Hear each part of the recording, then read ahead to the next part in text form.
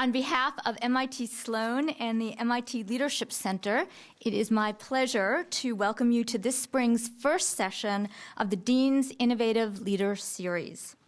We are particularly delighted today to welcome Manny Macetta, a 1989 alumnus of MIT Sloan, back to campus today to be our leadoff speaker of the spring term. Before introducing Manny, however, in some more detail, I would like to extend an invitation to hear the next speaker in the series, Robert McDonald, the Chief Operating Officer at Procter & Gamble. Bob will be here in just 2 weeks on Tuesday, May 3rd, right here at noon, and we hope that you'll be able to join us at that time as well. Manny Macetta is chairman of the Asia-Pacific operations of Bain & Company, the global management consulting firm with over 3,600 clients in 35 countries. Manny joined Bain 21 years ago as a summer associate in California. He then went full-time after graduating from the Sloan School in 1989. He made partner in 1994 and has been going strong ever since. Manny started his career off as an engineer.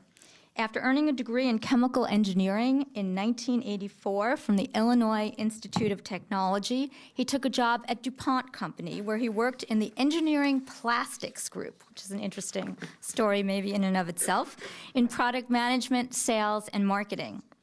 As he told the Wall Street Journal in a recent interview, when he headed out to MIT Sloan in 1987, he was unaware of the existence of the management consulting industry.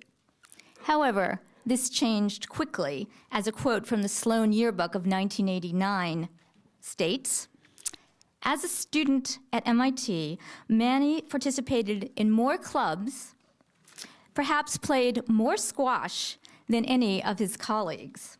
Always friendly, always charming, sometimes self-effacing, he spread the gospel of management consulting among his classmates." As an academic at this institution, I note that there was no mention of classes, but we'll let that be. While at MIT Sloan, Manny helped persuade Jack Welch, then CEO of GE, to speak at the school as part of the Distinguished Speakers Series, which was the predecessor of the Dean's Innovative Leadership Series. During the speech, so imagine this, we're here in this room. During the speech, a man dressed in full hazmat suit with a gas mask dropped over his head dropped a bucket with fuming gases coming out of it right at Jack Welch's feet. Jack Welch just stopped, not knowing quite what to do. And Manny, no problem at all, got up without batting an eye, assumed that the bucket was non-toxic, which proved to be so, picked it up, and walked out of the room. This stage performance was followed by a stint at the Sloan Follies, where he regaled audiences with less thorough Superstar in honor of the dean at that time. Alas, this was the last time that Manny has appeared on the MIT Sloan stage, so we were very pleased to welcome him back. And I, for one, am quite curious as to what the day will bring. Just to reassure you, Manny, apparently Jack Welch quickly recovered and is now a regular guest at Dill's and has taught several years here in the fall semester. So there was not too much trauma in that situation. During his career at Bain, Manny has maintained a strong focus on client service and held a number of leadership positions as outlined in the bio that's been handed out for all of you. He served on Bain's board of directors and in 2005 was asked to become chairman of Asia Pacific, Bain's fastest growing region. Manny is focusing his remarks today on innovative leadership, particularly during this time of economic uncertainty and challenge.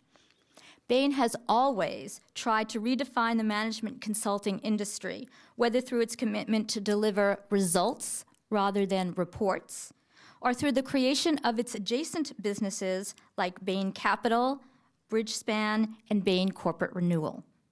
Please join me in welcoming Manny Macetta as we listen for the next chapter in this history.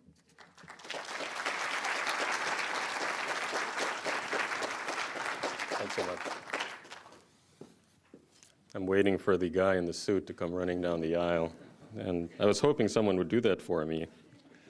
But thank you. I'm so happy to be back. Thank you to the Sloan School, to the Asian Business Club, and to all of you for welcoming me. It does feel a little bit like coming home. I've spent 3 years of my life living in Boston. The first was the year I was born, and then the 2 years when I was in the Sloan program. And so I do feel like the foundations of my life really were laid right here on multiple dimensions. As a first-year student, I actually got married during the winter break, and my wife is here today. I don't think you've been in this campus very much in the last 20 years. So that's foundation number one. We then drove cross-country, June, to where I took a summer job at Bain & Company in San Francisco. I'm not sure how many of my classmates are still with the company they joined as a summer associate. And so think about that for those of you who might be spending the next 20 years. So that was a busy summer. I fell in love with the company, and I'll talk a little bit more about them, and spent the rest of my career there. But it's also busy on another dimension in that 9 months later, almost exactly 20 years ago today, actually 20 years and 4 days ago, our oldest child was born while I was a second-year student. And she's also here today, and this is sort of her first visit. She's now a college sophomore. She thinks it's her first visit on campus, but she doesn't remember that I used to carry her to various consumption functions back as a little baby. And so maybe, I don't know if I let you try one of those drinks, but now that you're a college sophomore, I just don't want to know.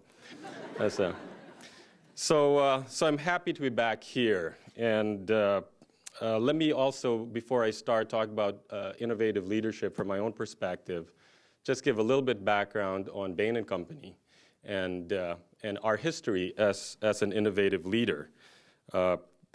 We've tried to innovate in our industry, right? We proclaim in our mission statement we were going to redefine the management consulting industry. And in the 36 years that we've existed, we've tried to do that. And so I'll have a challenge of both talking about what I've done as a leader, but also what my firm does on multiple dimensions along the way. The context for the speech, let me talk about innovative leadership first, and then economic crisis second, because part of the foundational thought here is what changes. And it's not like you're going to do a fully different set of things. You might, but there has to be a foundation in innovative leadership that's sort of timeless across different stages of the business cycle. And for the purpose of this talk, I'll be speaking as an executive, as a business person, as a line manager of a company, not as a consultant. I might comment on my perspectives from clients along the way. I'm happy to do that in Q&A. But so my perspective is as a consultant helping run a service company. Right? And I'm told that management consulting is now the single largest place that the Sloan graduates go to. And service businesses in general are close to 80% of where people end up. So with that context, let me set up a framework. We think of innovative leadership, I think of innovative leadership as building on a foundation around customers, people, and products. And for the purpose of this talk, I'll use our term for customers. We call them clients. But for any company, you can think of customers. And the clients, because innovation and leadership has to be built on a foundation of understanding client needs, hopefully better than anybody else. Definitely better than your competitors, often better than they know themselves if you want to be really aspirational. Second part of it is people, because for service companies, the organization is often the heart of competitive advantage. It's what your people do, how they do it, that translates into why you win. So if you're going to be innovative, you have to be innovative in how you build, manage your people and your organization. Third, maybe the least important on some dimension, but the most important to the P&L are products and services. Ultimately, for business to succeed, you have to sell something, right? And you have to have something that translates into revenues. And the classic talks on innovation talk about how do you be innovative in products. Well, for me, it's all three together. If you understand your clients better than anybody else and can innovate around them, if it translates, especially for a service company, to people innovation, ultimately, hopefully the product part is easy and it goes around in a great circle. So let me talk about each of those individually, starting with the client. My prior employer, DuPont Plastics, when I was there in the 80s, was going through a little bit of a cultural transformation, because their approach to innovation was sort of lab-based, R&D-based. You invent a great thing in the lab, like Teflon. You say, gee, what can I do with this thing? Then you figure out, oh, maybe I can put it on a pan, and that's a great product. During the 80s, DuPont Plastics was beaten by their main competitor, GE Plastics, which is the business Jack Welch first built and rode to the leadership of General Electric. GE did not make technically superior products. They beat DuPont Plastics because they understood customers better than DuPont did and were able to translate. So that kind of customer understanding is very important, and for us, you translate to a service company. How do you do that? At Bain, we think we understand our customers pretty well. I think I understand our customers pretty well. And what are the things we will do differently to do that? Number one, it's a commitment to keep all our best people, with a handful of exceptions, maybe I can count them in one hand, still spending the majority of their time working and serving with clients. If you think of most companies where your aspiration is to climb the ladder, it's to get as far away as you can from the interface. Right? My job as CEO is to be the boss of those guys, to be the boss of those guys, et cetera, et cetera, et cetera. The average American company, the chief executive is often 6 or 7 layers away from the front. So it's a commitment for us and for me to say, I will spend the majority of my time still working at the client interface every day. That's how I understand them. That's how our company understands them. So in my role, as Deborah said, chairman for Asia, that's about a 20 or 25% assignment for me. That's pretty typical for most of the leaders of our firm. The rest of the time, still serving clients. And obviously, there could be a little bit of a hierarchy there in that you'll have teams and partners and other people working for you, but you're still spending time where your majority of your thought process is the core client service aspect. That's how you can be as innovative as possible, and that's how you can understand clients pretty well. Second innovation we've done the last couple of years is actually create a process of client feedback, which again is sometimes easy for product businesses. For us, as sort of a high-end service business, it's hard. But yes, all our clients, we send a survey, and we ask them a series of things. And for many of them, we actually interview them with a senior independent person. Why did you use Bain? Why would you choose us over competitors? What did you like about us? What did you not like about us? Would you use us again?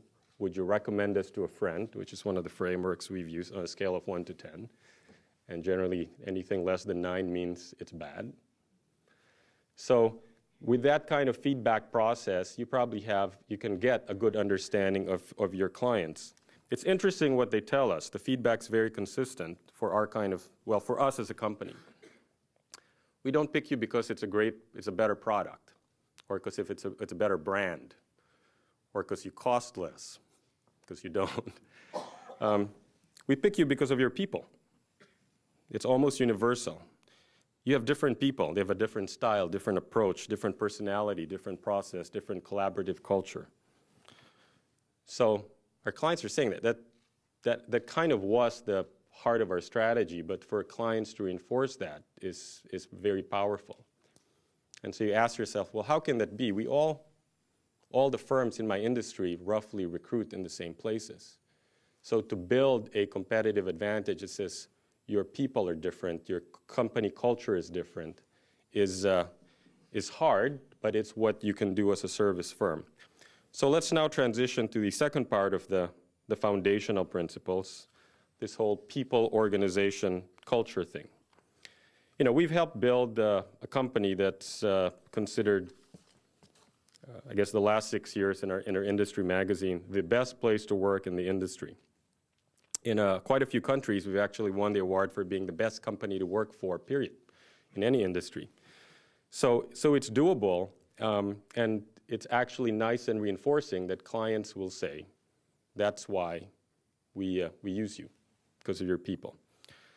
So how do you do that? How do you then become an innovative leader in that kind of business on the people front to then become an industry leader to then serve the needs of your clients better? And I'll talk about a few things that I've helped do in my career at Bain, which I'm excited about because it's the heart of what makes our company successful. From people's standpoint, you start with a source of talent, so global recruiting. I was the first head of the global recruiting process at Bain. Prior to that role existing, basically each office recruited some degree where they wanted. Boston came here or across the river. In San Francisco, where I spent my career, we generally went to Palo Alto or sometimes across to Berkeley. But to actually commit that this is an important process, this is a strategic process, and so let's invest against it. Let's identify a number of schools that we will manage as a strategic partner. So back then we picked 6 schools. MIT Sloan is one of them, to be our core strategic partners for MBA recruiting. We added a 7th later, which was Stanford, which is kind of an interesting story in itself. The reason it was not one of the original core global strategic schools is because you could not get a Stanford student to leave California. But you could get MIT and Harvard and Wharton people to leave Boston and Philadelphia. So MIT from the beginning has been a core part of our success story, my success story. It's a strategic asset. And I'll come back to it in crisis, the importance of strategic schools, and you think about it in great times to hopefully have them help you continue to be an important hirer.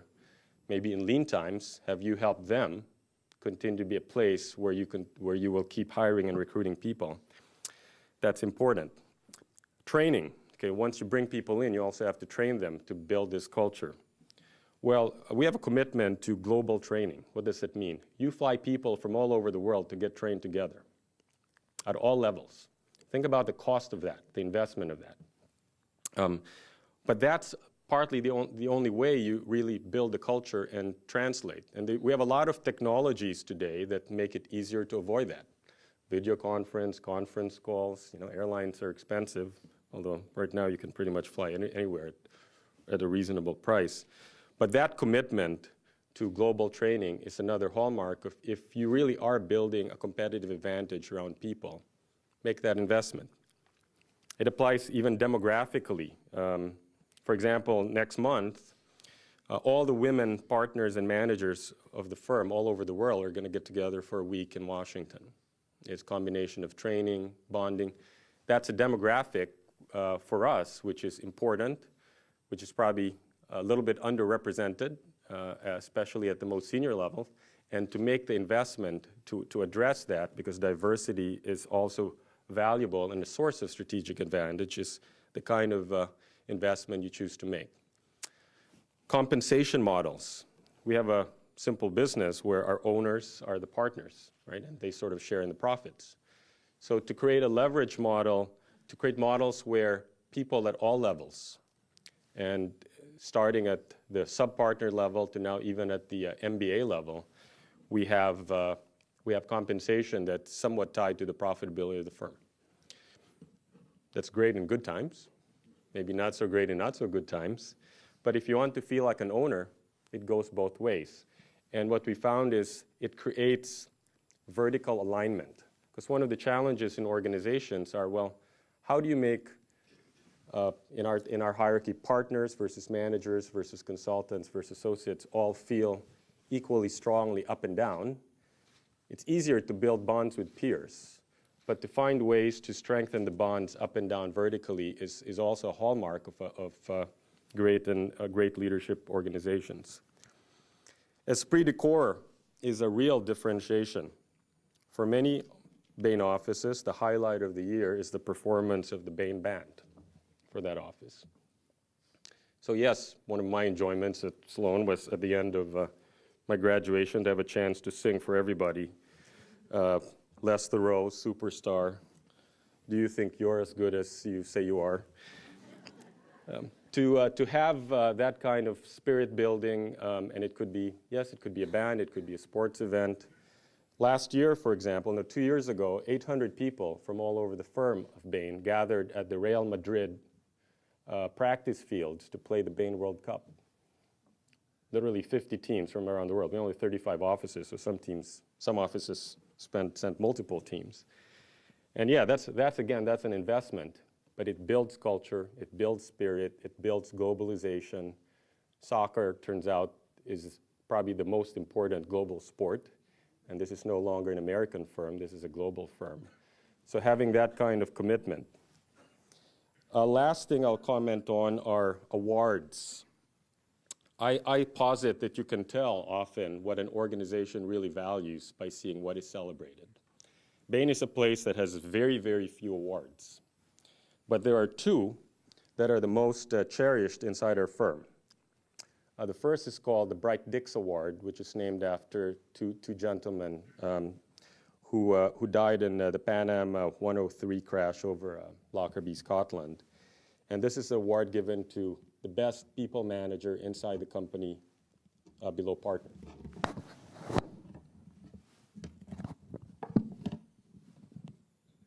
That's my equivalent of the smoking bucket, the attack of the killer microphone. Okay. So that's a people award, right? And then the second, the only award we give in our worldwide partner meeting, where we fly all the partners from around the world together, and where the Bain Band performs, often as an opening act to some, has-been band like the Beach Boys or Earth, Wind, and Fire. The award that's given there is the Barry Harrington Award. This is the head of our Boston office who passed away from cancer a few years ago. And it's given for knowledge management and product innovation. So we don't give awards for things like more pedestrian, like, who got the most clients and who generated the most revenues. But it's on innovation stuff and the stuff that matters, people and product. The client stuff will take care of itself. So all of this results in creating a unique place, hopefully a testament to innovative leadership, and the fact that clients tell you that what's make you different is reinforcing. The last fundamental I'll comment on is the product process. This one I think is actually easier, and it helps create a virtuous cycle back to clients. For our company historically, product innovation was simple. You were at the client interface, you figure out what the need was, you invent something to meet the need. Next time, you reinvent the wheel again, and you're proud of it. And that might work in a smaller organic place, but to actually harness the leverage and the capability of a global company, you have to figure out how to make a product innovation process scale up faster, better, because sometimes that person over that client has figured something out that might be useful somewhere else in the world. So one of the other exciting things that I helped do a few years ago was to actually build our product management process. We call it the Capability Council. And it's to have a set of clear product capabilities, which are for us maybe mirror your curriculum, right? Strategy, organization, performance improvement, systems, M&A, customer, and have a product flow where we're taking in the input from the customer interface, figuring out what could be a great product, packaging it, honing it, putting in the right disguise examples, and then getting it back with great technology into the hands of all our people who are still spending the majority of their time serving clients. So this part I think is actually easy, and it creates this virtuous cycle where ultimately your competitive advantage can translate to hopefully growth and success as a firm. So those are the fundamentals. I think this applies to my company as an innovative leader in industry. I know it's something I personally try to live in what I do every day. I think this could apply pretty broadly to most service-based organizations who want to make people the heart of sustainable competitive advantage and translate better products that meet client needs better. So let me go now to the second part of the talk. Okay, what's different? in an economic crisis? This could be a long discussion on its own, so I might do some of this during the Q&A. But let's start with the highest level framework before coming to this. In times of crisis, you ask some of the fundamentals of strategy. Right? How will this crisis affect my industry? How will it affect my company in the context of my industry, especially in the competitive dynamics? Because often crisis is a time where you will see much more rapid changes in competitive flow, and some companies will get stronger, many will get weaker. Then ultimately, am I positioned to weather this crisis? And if I go back to the fundamentals of my framework for innovative leadership, do clients' needs change in the crisis? Will what I think about doing with my people change during hard times? Do product needs change during crisis times? So all of these are relevant. In my particular industry, interestingly, we actually embrace times of crisis from a long-term strategic standpoint, because if you believe you have strong competitive advantage, it's usually during crisis times that you can harness that and win. The last crisis of 2001, 2002 was the period where Bain changed share the most. Among other things, we kept hiring. We really wanted to invest in people, and if that's the basis of competitive advantage, that built our playbook such that when the crisis is over in 2003, wow, we ended up being a lot stronger for it. So if I come back to those three innovative leadership fundamentals, number one, do client needs change in a crisis? Yes, they do a bit. And so, but understanding what the needs are, is it tactical needs that change? Our clients are telling us we need different products now. We need cost reduction rather than aggressive growth M&A. But does their fundamental basis of choosing your company change? That's a more important question for our firm. If they're telling us during non-crisis times, they choose us based on people, but during crisis times, they choose based on something else.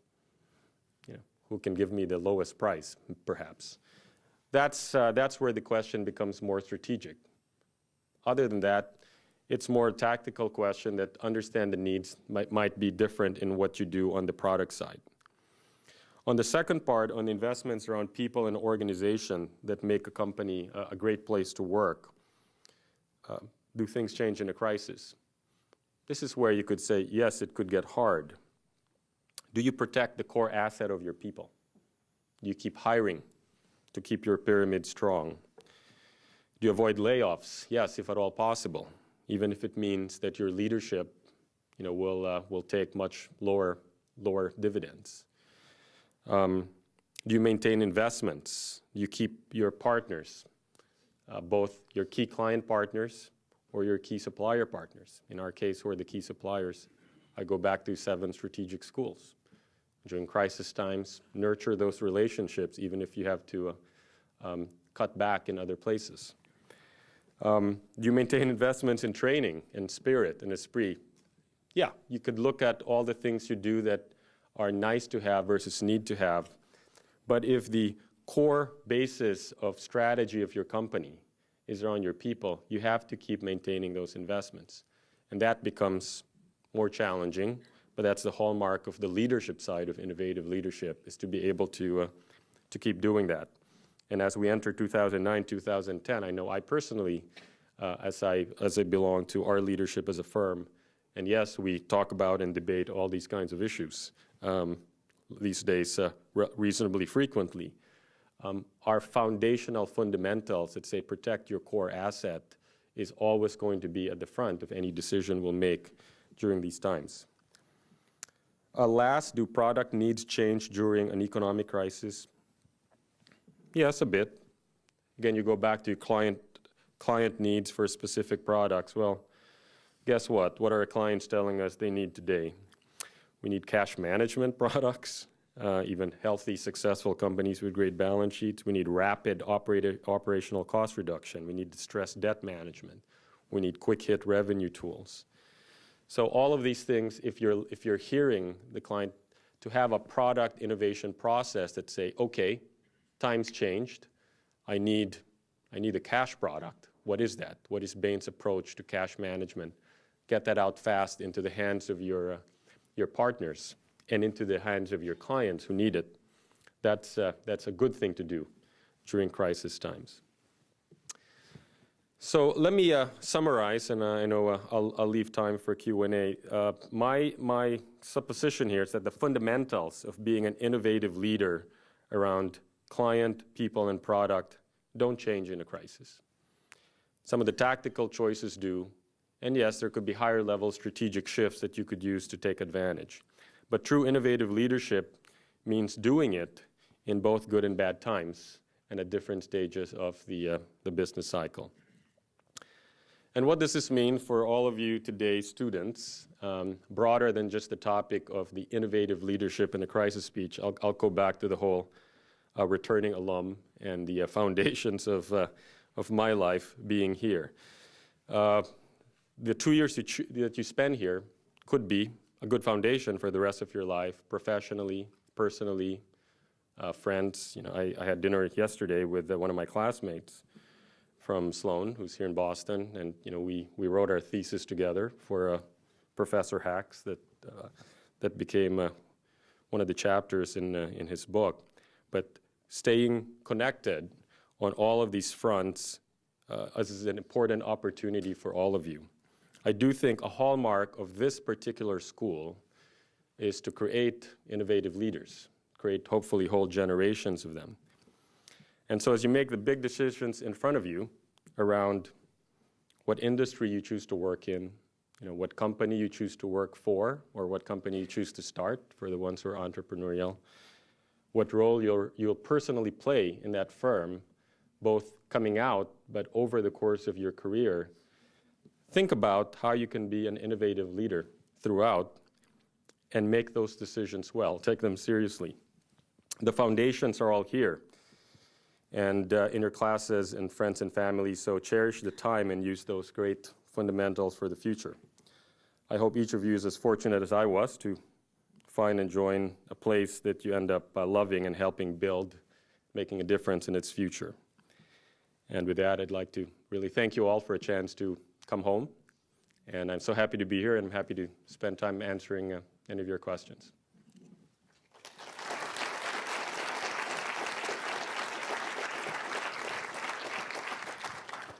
I understand we have 2 mics, and I'll probably just go back and forth, assuming we have a few questions. If not, I've always wanted to cold call people. Go ahead. Let's start here.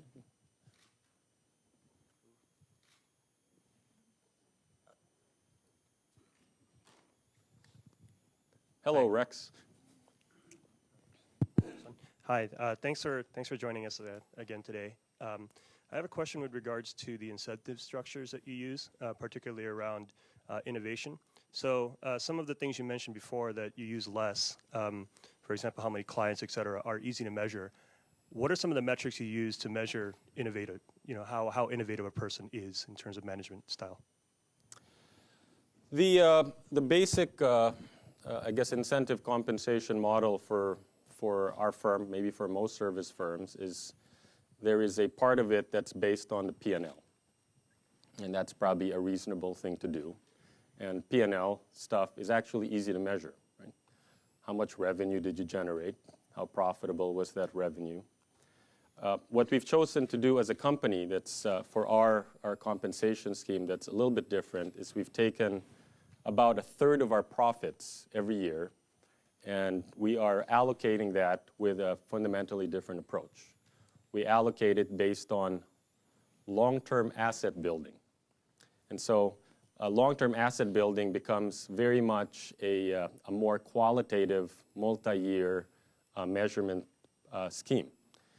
We have 3 pieces to long-term asset building.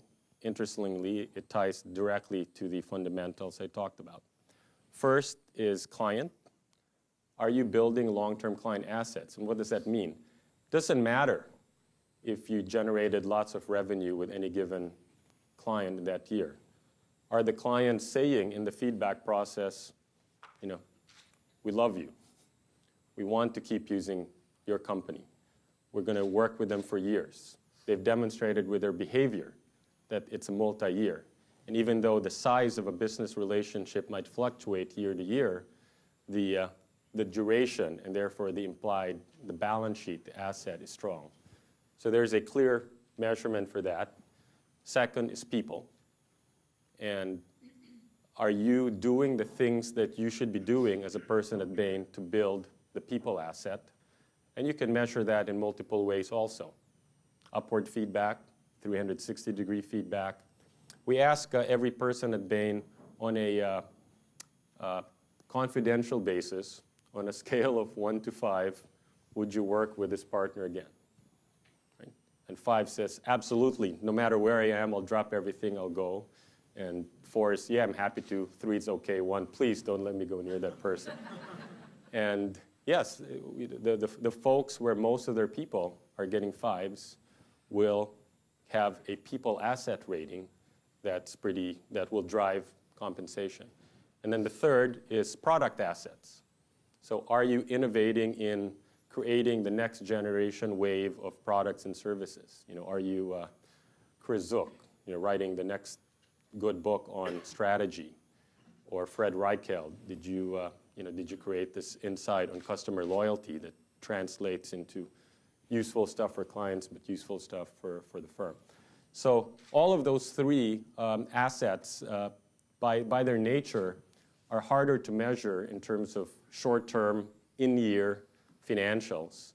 And so to actually say we're going to take a chunk of our dividends that we'll distribute this year and spread it out that way, we think that changes your behavior. And what we find when people from other firms have joined us and find it's a place that's a lot more balance sheet oriented than income statement oriented, it also makes it a place that has just better values and a better sense of team. Sure. Thanks for coming today. You're welcome. Quick question. You mentioned that Bain has done a lot to innovate with regard to the products that it offers given the current market. Have you, as a company, done much innovation with regard to pricing strategy to hold or maybe even grow your market share? Pricing strategy for our clients, short answer is yes. Pricing is one of the places that our clients have identified as a critical need in this time period. In particular, customers are telling them quite substantially, I want value.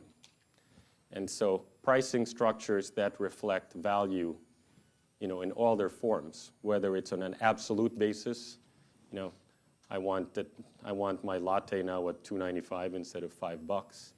Whether it's on a bundled basis, I want $50 for all my telecom needs, and I don't want to sign up for 2 years in order to get it.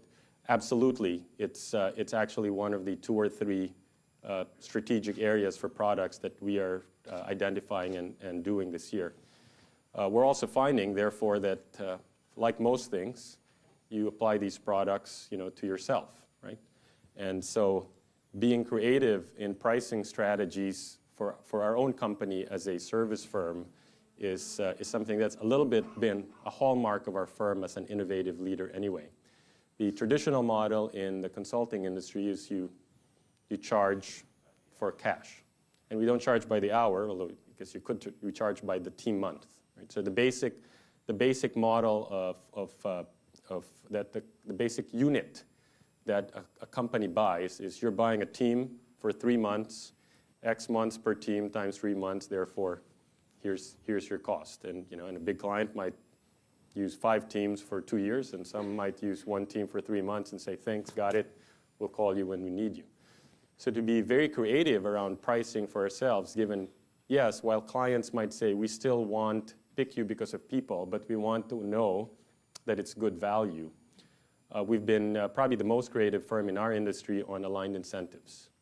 So in almost all of our client situations, we at least have the conversation should we do a structure where instead of straight cash fee, we'll set aside X%? It's generally somewhere between 10 and 40%, and we will get paid on that with upside, right? So there's upside and downside based on some kind of results delivery.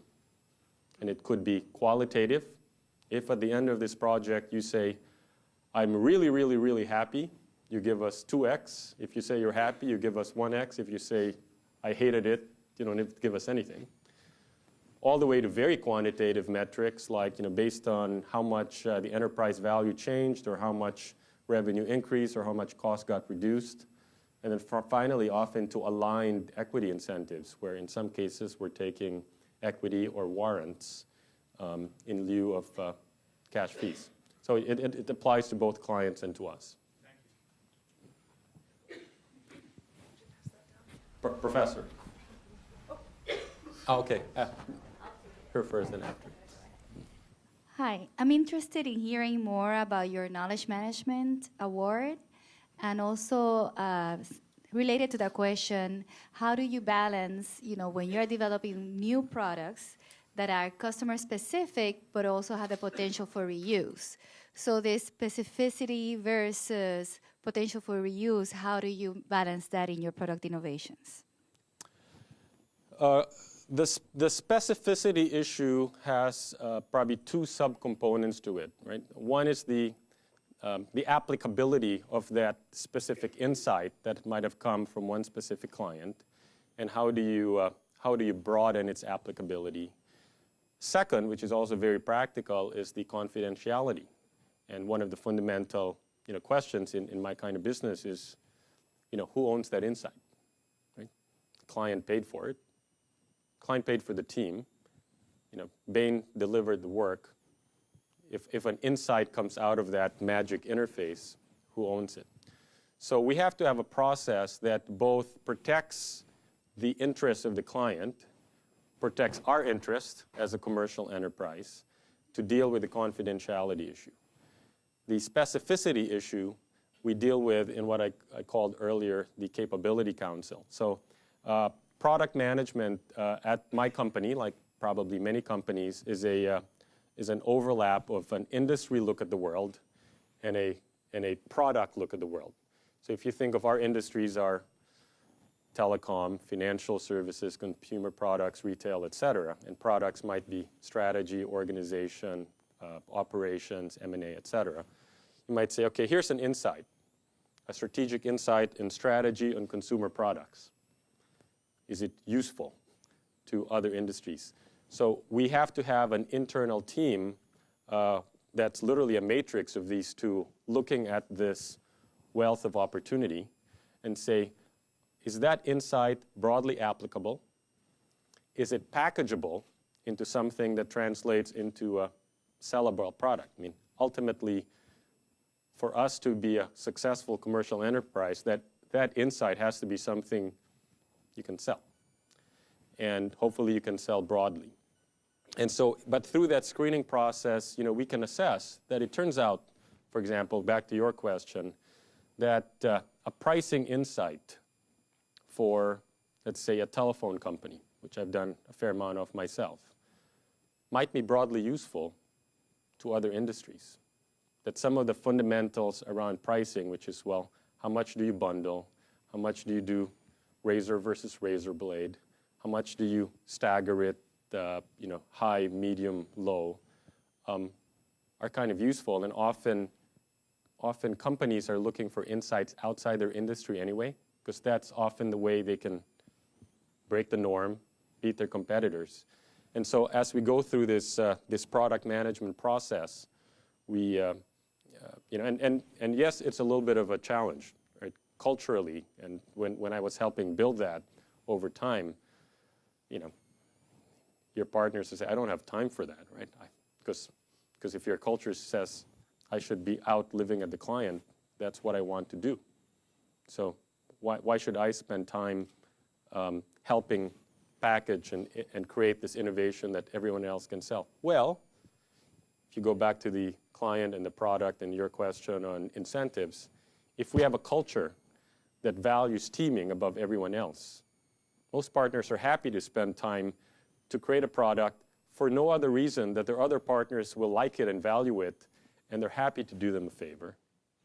It doesn't hurt that our incentive scheme might say creating a product innovation, helps you on your product asset management reward. And so it ends up working pretty well. And we end up having a stream of products. It's actually probably been more of a challenge the last few years that there's too many. So there's also a clutter and a complexity reduction issue around this. And so what we try to do is generally every year, we try to write one book a year. It's usually tied to a core product. So 2 years ago, it was the 3rd chapter in Chris Zook's strategy series. Last year, it's a breakthrough imperative.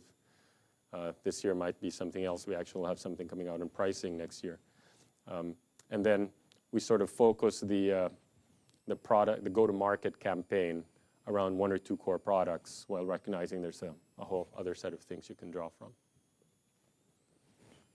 Professor. So you're an organization that looks for people, innovative leaders, and people who can work in teams. Yes. When you are recruiting, how do you make those judgments? What are you looking for when these folks walk in the room and want to work at Bain? So we've tried to have our selection process somewhat reflect what kind of people we're looking for, right? And so one, we've tried to narrow it down to where there are a core set of schools, and it's probably self-reinforcing. If MIT wasn't a place that we didn't want to keep coming here, it wouldn't maintain its status as a core strategic school. And this school, by the way, I understand we're generally in the top 2 or 3 hirers of MIT. MIT also is also typically, it's generally the number 3 or 4 largest source of incoming Bain people, but always number 1 on a per capita basis, given some of the other business schools are much larger. So one is where, then the second, your question is how. So the basic concept is if people are important, you have to have your partners still doing the interviewing process. So our final decisions are generally made by our senior people. You can't delegate it out, just like we couldn't delegate training to outside firms. It's an apprenticeship business. Our partners are our trainers in our internal training programs. It's an apprenticeship business. Our partners are the final decision makers in our hiring. Second, in terms of how we actually select on this issue of team and people, we have something we call a case interview, as hopefully many of you have experienced.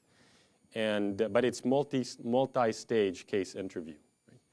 Right? The first round generally is probably 90% an analytic screen. And what we'll find is that's sort of table stakes. And passing an analytic screen at this firm, you could argue, will probably not be that different from passing the analytic screen at any other firm. McKinsey and BCG and others will do case interviews too. So generally, the first round case is going to be passing some fundamental analytic capabilities. But later, once you get into the final round, the nature of the interview and definitely the nature of the hiring decision, the weighting towards the softer skills will get higher and higher and higher. So it's generally 2, sometimes 3 rounds of interviews before a final decision is made to extend somebody an offer to join the firm. And if you were to look at the criteria, if you were to look at the page that we use at the end of the interview on what are the things we're checking on a scale of 1 to 10, what are the things we're rating for the first round, it's probably 100% analytics. Right? Could they have the right strategic framework? Could they subdivide a problem into its pieces properly? Is there a nose that out of the 5 elements of the problem, that one is the most important? Can they go deep and take that most important one and all the way solve it to an underlying issue? Can they defend their answer?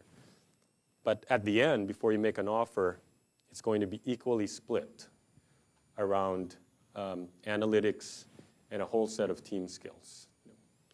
Could you see them working with other people? Were they collaborative and approachable in their style and interacting with you. You know, bottom line question, would you want to spend a lot of this time? Would you want to be stuck on an airplane for 5 hours sitting next to this person? There's going to be more of those kinds of things. And you know, we do find, we think this particular school is a great fit because there is there's a teamwork ethic here that is very consistent with our culture.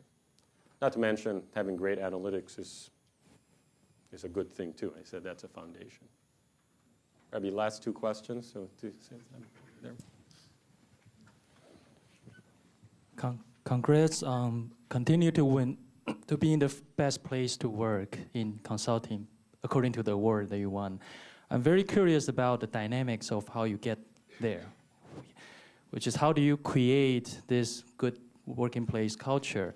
What was the dynamics? What was the initial structural change that you enact? And did you witness some kind of tipping point where the culture just started growing to the great place where it is now? What are the things that you did differently from your competitor, and how sort of replicable it is by others?